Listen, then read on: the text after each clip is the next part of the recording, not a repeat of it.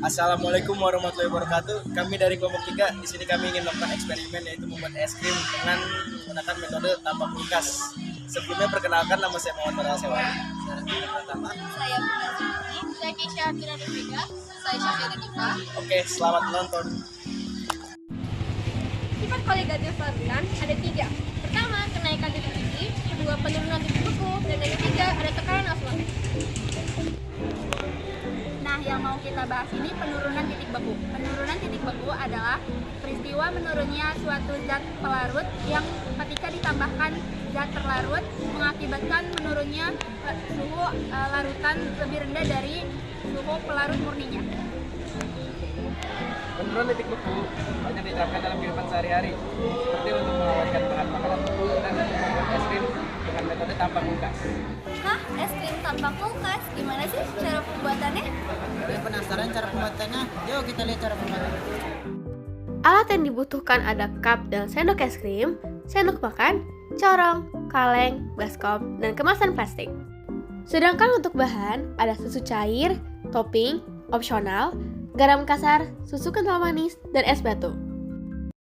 Alam taro annallaha yuzji sahaban summa yu'allifu bainahu summa yaj'aluhu rukaman fataral wadqa yakhruju min khilalih wa yunazzilu minas samaa'i min jibalin fiha min baradin fayusibu bihi man yasha wa yashrifuhu amman yasha yakadu sanna barkihi yazhabu bil absar. Pertama, tuangkan susu ke dalam wadah. Jumlah disesuaikan dengan berapa banyak es krim yang ingin dibuat. Yang kedua, tambahkan susu kental manis untuk memberi rasa manis pada es krim. Dan yang ketiga, aduk hingga rata menggunakan sendok makan. Tambahkan topping ke dalam plastik.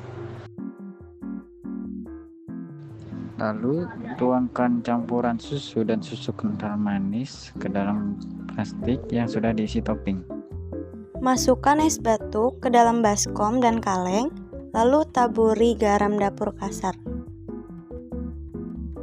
Setelah itu, masukkan kemasan plastik yang sudah diisi susu ke dalam kaleng.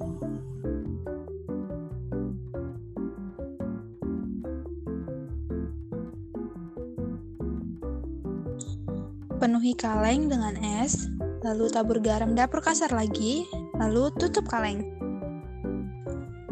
Masukkan kaleng ke dalam baskom yang berisi es batu yang sudah ditaburi garam dapur kasar.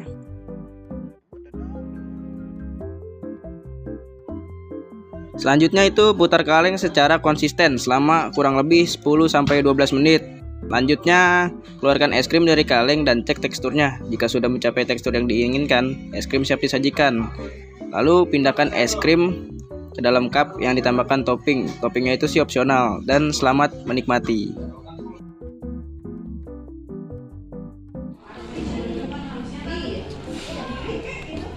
Berapa nilai dari 85 sampai 5 tadi? 100.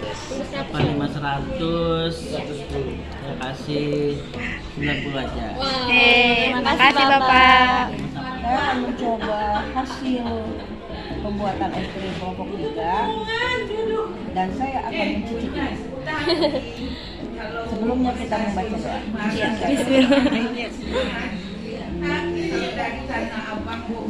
Manisnya pas. Alhamdulillah. Coklatnya kurang banyak. Kemudian es krimnya kurang lembut. Ya, berarti next harus lebih lembut supaya nyos di lidah. Oke. Terima kasih. Iya, siap Ibu. Menurut Ibu ratingnya berapa? Ratingnya dari berapa sampai berapa nih? 80 sampai 100. 90. Terima kasih Ibu.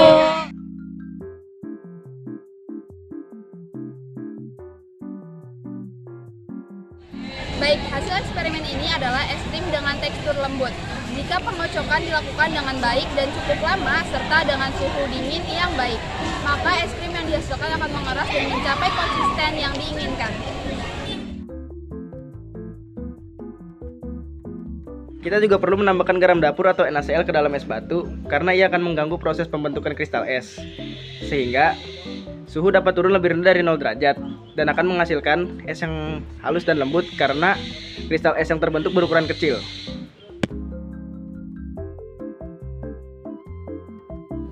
Nah, perbedaan hasil eksperimen pembuatan es krim tanpa kulkas dengan menggunakan kulkas terletak pada tekstur, waktu, dan daya tahannya. Kalau menggunakan kulkas atau freezer, proses pembekuan es krim lebih lama, sekitar 4-6 jam. Hasilnya, es krim lebih halus, creamy, bisa tahan lama karena bisa langsung disimpan di freezer. Sedangkan kalau tanpa kulkas, biasanya pakai metode es batu dan garam, seperti yang sudah kita lakukan eksperimen kemarin. Prosesnya jauh lebih cepat, sekitar 15 menit sampai 30 menit saja. Tapi hasil teksturnya agak kasar karena kristal es lebih besar dan es krim juga lebih cepat mencair dan tidak bisa disimpan lebih lama. Metode tanpa kulkas punya kelebihan yaitu praktis, bisa dilakukan di mana saja, lebih cepat, dan sekaligus menunjukkan konsep kimia penurunan titik beku. Namun kekurangannya, teksturnya kurang lembut dan ketahanannya yang sangat rendah.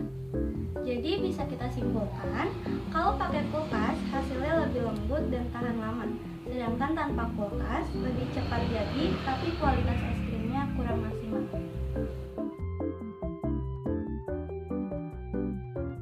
Jadi yang pertama itu adalah metode es ditambah garam atau bisa kita sebut dengan salt method. Jadi untuk cara yang kedua, itu adalah nitrogen cair atau liquid nitrogen ya. Jadi yang ketiga itu adalah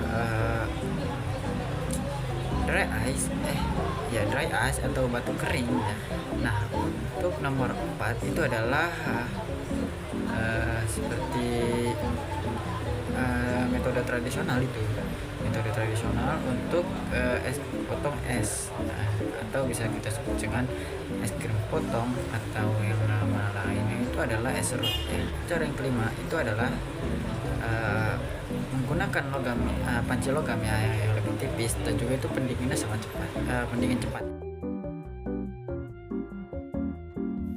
Nah, kesimpulan dari eksperimen kami adalah eksperimen membuat es krim dengan kaleng menunjukkan bahwa penambahan garam pada es menyebabkan penurunan titik beku air, sehingga campuran es dan garam dapat mencapai suhu yang lebih rendah dari 0 derajat Celcius.